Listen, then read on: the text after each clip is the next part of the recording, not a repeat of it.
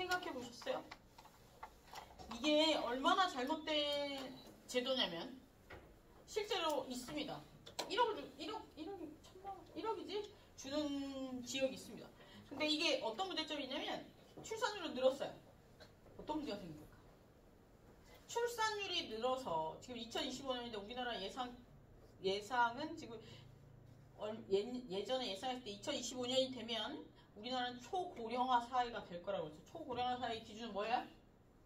현재 생산 노동력 대비 출생 인구보다 나이 든 인구층이 더 많아지는 거. 우리가 먹여 살려야 되는 인구층이 더 많아지는 거죠. 네. 그래서 출산 정책으로 내놓은 게 인구 정책으로 내놓은 게 지원금입니다. 좋죠. 출산율이 증가합니다. 어떤 문제가 생깁니까? 애 키우는데 얼마 들어요? 1억 들어요? 1억만 들어요? 더 많이 듭니다. 그러다 보면 어떤 사회적 문제가 생길까? 이혼하거나 그러면 아이를 버립니다. 내지는 두 번째, 아이를 학대합니다. 이게 얼마나 큰 문제인 제도인지 알겠어요? 제도는 그런 식으로 짜면 안 되죠. 예를 들어서 문제점들을 좀 생각해 봐야 돼요. 그죠? 그 생각이 갑자기 나서 출산율 1억 주면 애를 놓을 것인가? 잘 생각해야 돼요. 1억을 주면 저도 처음에 1억 주면 뭐 집 주면 결혼하겠냐? 집 주면 결혼하겠냐? 이거랑 똑같은 거야. 집을 주면 결혼하겠느냐? 이거하고 좀 다른 거거든. 집을 주면 결혼을 하는 건 둘이 그냥 행복하게 살면 되는 건데 여기에 플러스 출산까지 들어가게 되면 집 하나 때문에 결혼할 수 없는 거잖아요. 그래서 그런 문제들이 조금 생겨나고 있어요. 여러분들이 살아갈 세상에는 그런 것들을 심도 깊게 고민해 봐야 됩니다. 여러분들이 혼자서 감당해야 되는 노인 인구가 늘어났다는 얘기거든요. 그죠? 건강보험료도 올라갈 거고 지속적으로.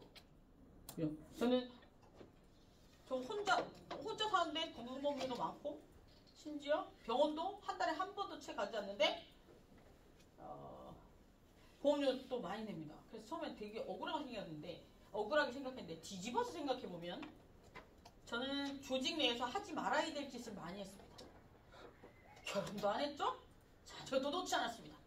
그죠? 그럼 제가 노인이 되면 남의 집 자식이 절 먹여 살려야 됩니다. 그죠? 그럼 지금 조금 보험료 더 낸다고 해서 불평하면 안 되겠죠. 그런 겁니다. 이런 생각들을 전 합니다. 그냥 여러분들 무슨 생각을 합니까? 평소에? 그래서 친구들이 싫어합니다. 이런 생각들을 해서 싫어하나? 근데 말로 표현하진 않는데 여러분들 좀 생각을 좀 많이 해보셔야 돼요. 아셨죠? 봅시다. 그리고 법의 개념과 관련해서 또 법의 개념은 뭡니까? 법이라는 단어는 쭉 내려가서 20초에 보면 결론적으로 봤을 때 법의 완전한 정의는 찾기 어렵습니다. 법은 어떻게 정의로움인가? 기준이냐? 이런 거 내리기가 어렵다는 거죠. 그래서 법의 정의는 찾기 어렵기 때문에 법의 특징이 어떤 것들이 있냐에 따라서 법의 정의를 개념을 내려볼 수 있다는 거죠. 법의 개념 관련해서 어떤 것들이 있는지 봅시다. 행위 준칙. 법은 무엇이냐? 법의 정의를 내릴 때 행위의 기준이 된다. 그리고 사회 규범, 사회를 유지하기 위해서 분쟁을 해결하기 위한 기준이 된다. 그래서 사회 규범으로서의 법이에요. 그리고 강제 규범, 그걸 어겼을 때 강제력을 행사할 수 있는 규칙이라고 해서 룰이라고 해서 강제 규범인 거예요. 그래서 봅시다. 행위 준칙. 그래서 여기 보면 첫 번째 단락에 법의 대상이 되는 것은 인간의 행위, 즉 법은 인간의 사회 공동생활을 영위함에 있어서 해야 되는 일과 해서는 안 되는 일을 정하는 것이다. 그래서 행위 준칙을 행위의 기준이 된다는 얘기. 그죠? 두 번째는 여기 29페이지에 보면 법은 사회 규범이래요. 모여 살 때 필요한 거라는 거야. 무슨 얘기 알겠죠? 자연 원칙이 아니고 모여 살 때 인위적으로 만든 게 사회 규범이라는 거예요. 사회를 유지하기 위해서 기준이 된 게 사회 규범이라는 거죠. 그래서 법은 자연 원칙이 아닌 사회 규범 하나이다. 사회적 존재인 인간이 평온하게 살아가기 위해서 사회가 조락되게 유지되기 위해서 사회 구성원 모두가 지켜야 될 질서가 되는 것이다. 그러니까 모여 살지 않으면 필요 없는 게 법이에요. 얘기잖아요. 제가 모여 살지 않으면 법 필요 없다. 혼자 살면 무슨 법이 필요해? 필요 없죠. 그래서 따라서 사회규범의 하나인 법은 과거의 종교, 관습, 도덕과 함께 미분화된 상태에서 함께 존재. 이거는 몰라도 이거는 다음 읽어보십시오. 사회질서 밑에 보면 마지막 단락에 법은 인간의 사회질서를 유지하기 위해서 지켜야 될 사회규범 중에 하나다. 사회 질서를 유지하기 위해서 필요한 규범들이 있는데 도덕, 간습, 종교 뭐 이런 것들이 있는데 그 중에 하나가 법이에요. 오케이. 봅시다. 그리고 강제규범이라는 얘기는 뭐냐면 국가 권력에 의해서 강행되는 사회 규범이란 강제로 행해지는 이상하지 않아요? 나라에서 지키라고 하면 지켜야 되는 겁니까? 그죠? 우리가 태어나 대한민국 국민이 됐잖아. 그럼 어떻게 돼? 싫으면 어떻게 하는데? 미국으로 이민 가야죠. 이민 가기 어렵습니다. 그죠? 너무 어려워졌습니다. 그쵸, 어려워졌죠. 그래서 사회규범, 즉 사회규범 국가 권력에 의해서 강행되는 사회규범이다. 즉 법은 국가 권력에 의해서 준수되고 강제되는 것이다. 이렇게 강제성이 존재하는 이유는 뭐예요? 법이 강제성이 존재하는 이유가 뭘까? 도덕은 강제성이 없는데 나라가 그렇게 하지 않으면 안 지키는 사람들이 있기 때문에 예를 들어서 말하지 않아도 잘 지킨다면 법 없어도 되죠. 그냥? 그런데 지키지 않기 때문에 지키지 않은 걸로 끝나는 게 아니고 지키지 않아서 다른 사람을 힘들게 하기 때문에 강제성이 있는 거예요. 그죠? 그런 것들 그래서 넘어갑시다. 넘어가고 봅시다. 이건 뭐지? 이게 넘어가. 법의 인연과 관련해서는 첫 번째 31페이지 정의가 뭐예요? 정의는 영어로 justice 뭐예요? 그 사회에서 옳다라고 얘기하는 게 정의 아닙니까? 그러면 우리나라와 다른 나라의 정의는 똑같을까요? 같을 수도 있고 틀릴 수도 있어요. 예를 들어서 일반적으로 지구에 있는 모든 사람들에게 적용되는 정의라면 똑같겠지만 그 지역, 그 나라에만 적용되는 정의가 있을 수도 있어요. 그러면 그 개별적인 정의는 다를 수 있어요. 일반적인 정의는 똑같겠지만 개별적인 정의는 다를 수 있다는 거죠. 그래서 뭐 정의라고 해서 다 똑같다, 기준이 다 다르다라고 얘기할 수 없다는 거죠. 책에 뭐라고 했는지 봅시다. 정의는 법이 추구하는 긍정적인 목적 진선미와 같이 인간생활의 최고로 추구하는 절대적인 가치를 얘기한답니다. 그래서 정의, 저스티스 를 얘기하고 뭐 이거 되게 추상적으로 적어놨네. 여기서 얘기하는 게 평균적 정의. 여기서는 평균적 모든 사람들에게 다 적용되는 정의와 예를 들어서 매매 계약을 한 당사자에게만 적용되는 정의와 이렇게 분리하는 것 같아요.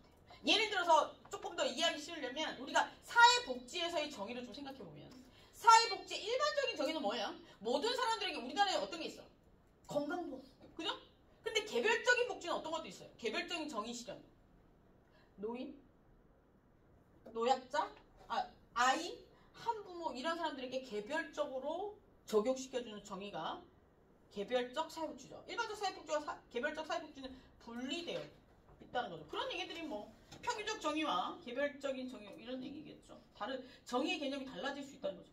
모든 사람들에게 적용될 수 있는 정의가 있고 개별 계층에게 일부에게만 적용될 수 있는 정의도 있다는 거죠. 그래서 그런 것들을 좀 세분화시켜서 이거 외운다고 되는 거 아니잖아. 내가 지금까지 한 말을 외운다고 되겠습니까?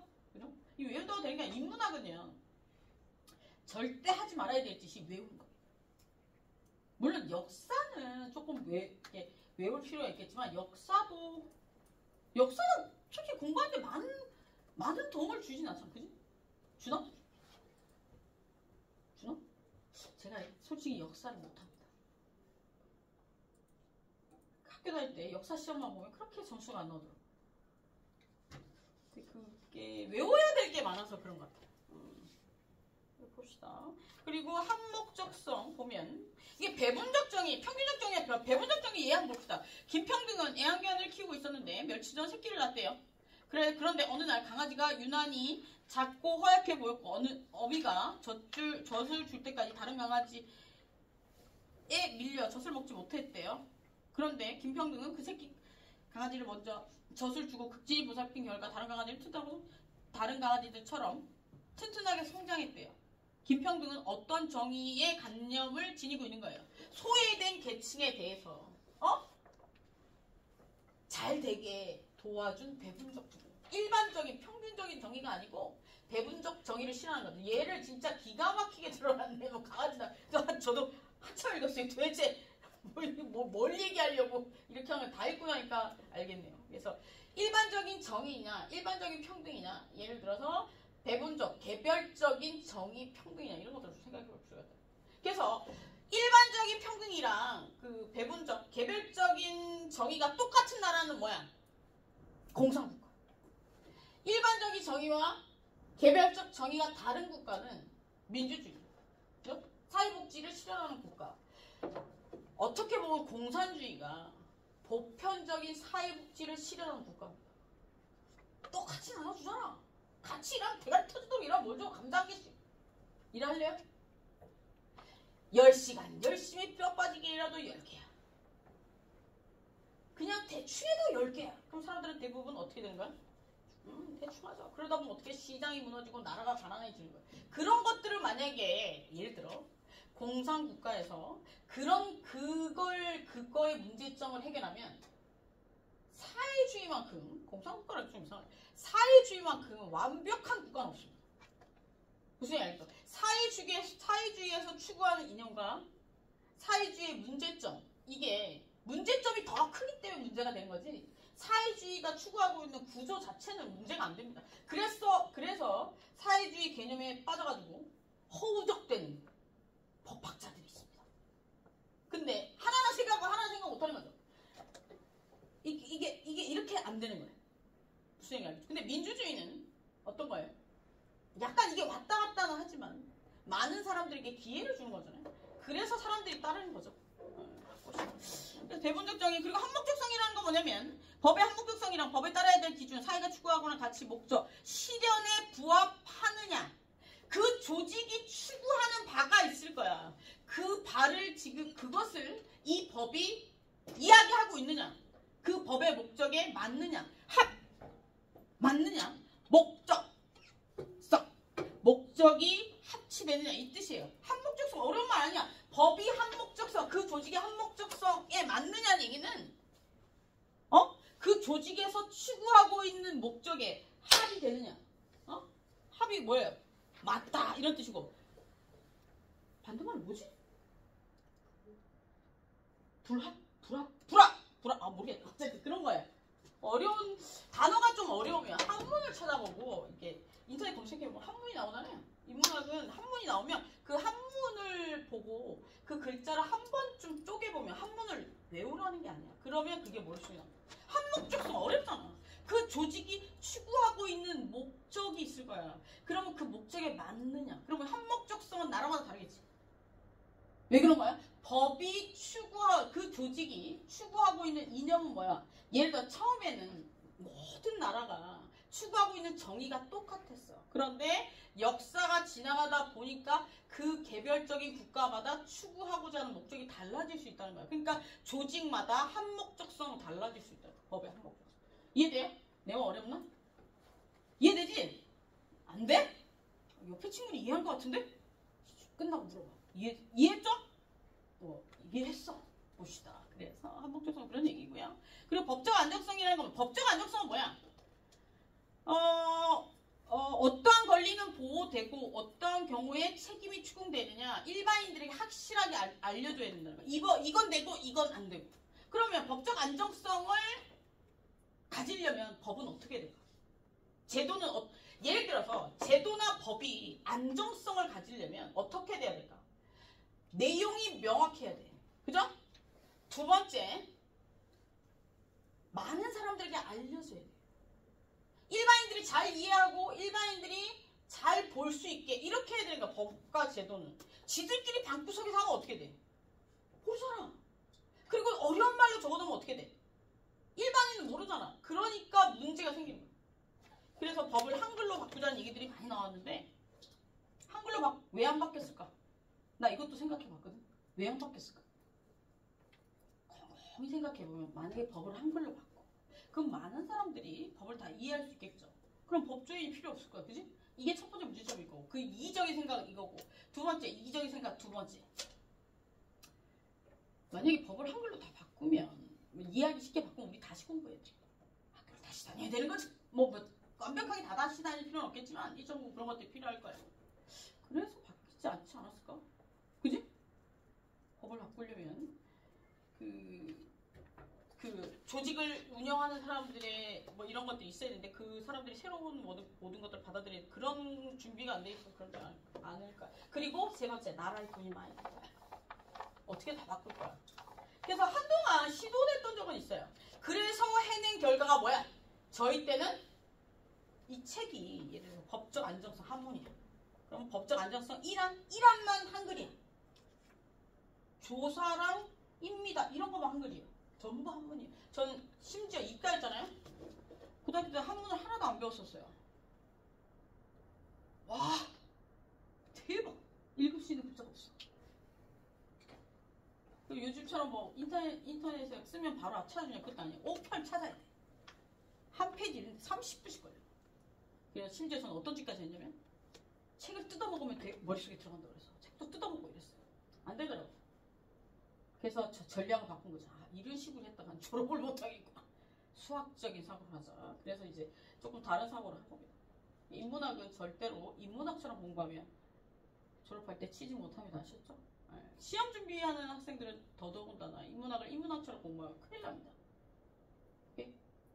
이게 모순일 수도 있는데 인문학을 인문학처럼 공부하는 게 맞는데 인문학을 약간 다른 방식으로 접근하면 더 빨리 머릿속에 들어갈 수 있다는 거죠. 그래서 이러한 법적 안정성은 첫 번째, 내용이 명확해야 되고 두 번째, 법이 내용이 실현 가능해야 되고 세 번째, 법의 내용은 함부로 변동되지 않아야 되고 세 번째, 법의 내용이 국민의 법의식 준수에 합치해야 된다. 그러니까 국민이 잘 알고 국민이 잘 지킬 수 있어야 되고 그 조직이 추구하고 있는 바에 맞아야 되고 국민에게 잘 알려져 있어야 된다. 이 얘기겠죠. 예.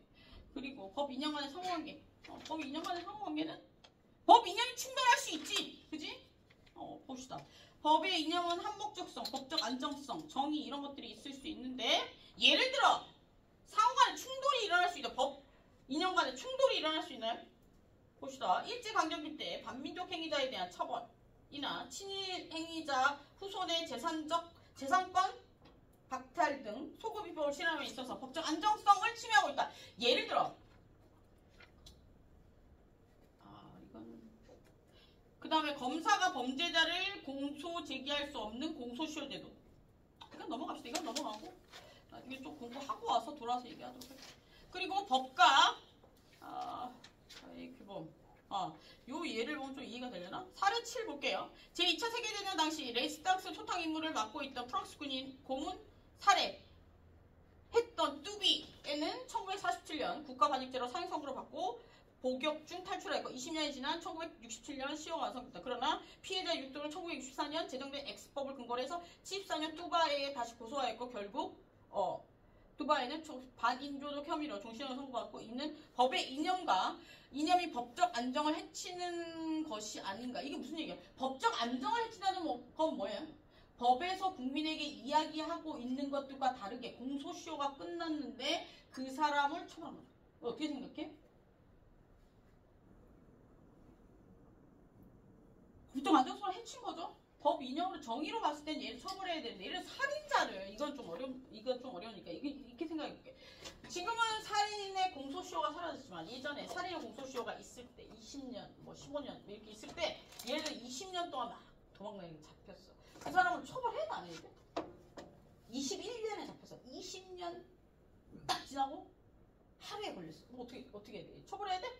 법적 안정성의 개념에서는 처벌하면 안 돼. 그러나 법의 이념 정의로 봤을 때는 처벌하는 게 맞는데 이런 이념이 충돌할 수 있다는 거죠. 그런데 왜 이 사람을 처벌하면 안 될까? 법에서 정해놓은 원칙을 무너뜨리면 다른 애들도 야금야금 무너질 수 있는 거예요. 그래서 지금 명태규 씨가 나는 왜 구속했냐고 떠들고 있죠. 이게 법적 안정성과 관련된 문제입니다. 쟤는 풀어주고 어떤 의미에서 그 사람이 주장하는 거 이거야. 저 사람 풀어주고 대통령 풀어주고 왜 나는 안 풀어줘? 근데 이거 개념 어떻게 생각하면 맞는 말인데 어떻게 생각하면 다른 개념이거든. 근데 뭐 사람은 지금 해석들이 막 달라서 여러분들도 속 시끄러울 겁니다. 그죠? 저도 속 시끄러워요. 그렇다는 거죠. 봅시다. 그래서 그런 것들 법적 안정성, 정의에 위반되는데 법적 안정성에는 맞다라고 얘기하면 얘는 좀 어려우니까 살인범의 공소시효가 끝났는데 그 사람을 처벌하지 않는 게 맞느냐? 살인죄의 공소시효 예를 들어 예전에 있을 때 지금은 없지만 공소시효가 있을 때는 20년이 지나면 처벌하지 않는 게 법적 안정성이야. 국민에게 알려진 바는 그렇잖아. 그죠? 아무리 걔가 범죄자라고 할지라도 걔도 국민이니까 그게 맞다는 거죠. 그래서 그 얘기입니다. 그리고 법과 다른 사회 규범 같은 경우에는 뭐 법과 도덕이 있을 수 있고요. 이런 것들은 쭉 한번 읽어보세요. 읽어보고 모르겠으면 그냥 넘어가시면 됩니다. 그리고 이제 37페이지 법의 타율성과 자율성이 있는데 법의 타율성은 뭐예요? 지키지 다른 사람에 의해서 강제된다는 얘기예요. 자율성은 뭐야? 도덕은 자율적이야. 지키든지 말든지 네 마음대로 해라 이거지. 양심에 건다는 얘기고. 그게 다른 말로 하면 뭐야? 법은 강제성이 있고 도덕은 강제성이 없다. 이 얘기랑 똑같은 거지. 그치? 한번 읽어보세요. 그래 예를 들어서 만약에 이게 이해가 안 됐다고 해서 우울해할 필요 없습니다. 이거 아주 원론적인 이야기이기 때문에 올라가 되고 뒤에 나오는 좀 알아야 될 것들은 제가 얘기해 주겠어요. 그런 것들은 좀 알아두실 필요가 있어요. 법과 도덕의 관련성 30페이지 보면 법과 도덕은 중복되는 영역이 많습니다. 예를 들어 처음에 첫 시간에 얘기했다시피 그 조직이 운영되기 위해서 필요한 도덕이 10개 있었다면 그 중에서 그 조직이 무너지지 않기 위해서 필요한 도덕이 5개야. 도덕이 5개야. 꼭 있어야 되는 도덕이 5개야. 그러면 그 조직은 도덕에다 플러스 국가의 강제력을 더해서 만든 게 법입니다. 이해되셨죠?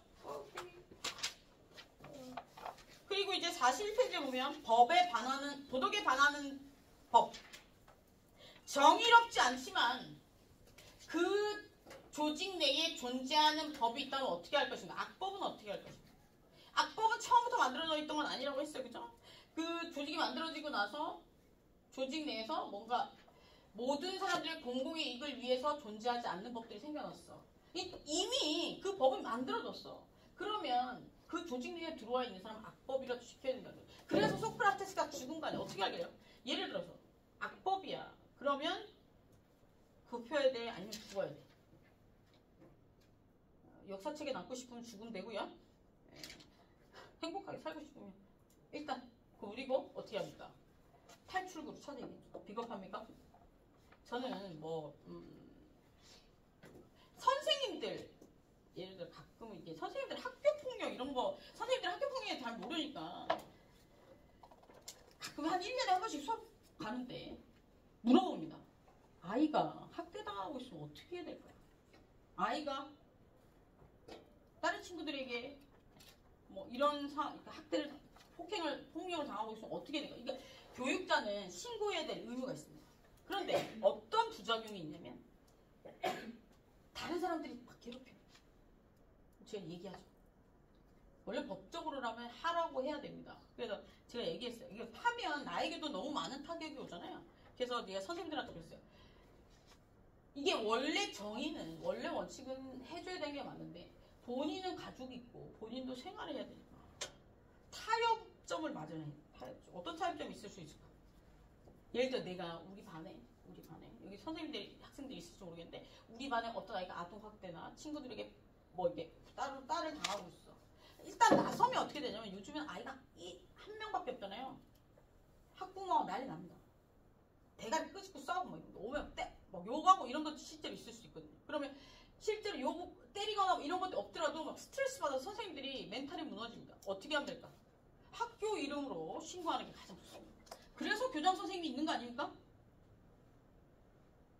교장까지 돼서 이것도 어머니 아버지가 교장 선생님이 있는 거 아닙니까? 교장 선생님이 한다는 얘기가 아니고 교장 선생님이 도장 찍어서 학교 이름으로 나가면 어디에다 대고 얘기를 합니까? 학교에다 대고 그러니까 특정인에 대해서 얘기하는 게 아니겠죠. 그럼 덜 스트레스 받지 않겠습니까? 제가 생각되는 거지. 이게 되게 그렇거든요. 그래서 그런 합리적인 사고들을 좀 하셨으면 좋겠습니다. 악법 얘기가 들어갔는데 악법도 법이기 때문에 지켜야 됩니다. 그래서 이게 잘못됐다고 생각하면 법을 바꾸는 수밖에 없습니다. 아니면 법을 바꾸거나 내지는 어떻게 그 조직을 떠나면 됩니다. 그 법을 선택한 그 조직을 떠나면 되죠. 그래서 그 정도 법과 간습, 법과 종교는 비슷한 얘기들이고 약속대로 30분까지 하겠습니다. 성문법, 불문법부터는 다음 시간에 하도록 할게요. 그리고 이게 좀 읽어오세요. 성문법, 불문법부터는 여기서부터는 약간 법적인 이야기들이 나오니까 조금 읽어보세요. 읽을 수 있는 만큼만. 오케이? 예. 질문? 없죠? 있나요? 없으면 끝낼게요.